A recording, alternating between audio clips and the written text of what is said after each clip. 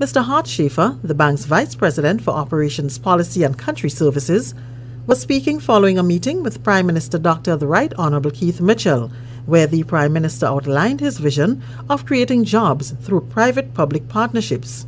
Mr. Schaefer is heartened by this country's efforts to continue the strong record of growth experienced in the last few years. I think this is actually an incredible achievement, the growth rates over the last several years. It stands out, but it also requires further diversification and further creation of jobs. And I think on this point, the Prime Minister made it very clear that these are his priorities. Mr. Schaefer and other officials are in Grenada to meet with Dr. Mitchell as he assumed the chairmanship of the Small States Forum.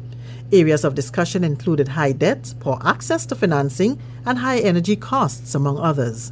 He says there could be a tripling in the flow of resources over the next 3 years, with the increase in the envelope earmarked for small states like Grenada. But they must work closely with the government to see what are its priorities in terms of job creation and capitalizing on its natural assets. From the World Bank side, we are committed to bring in other partners to identify very real chances and opportunities to bring in the private sector for investment, to help bring down the enormous costs of energy and electricity, to help countries strengthen their resilience to natural disaster, to help countries protect the natural beauty that they have and to capitalize on this for the benefit of their people.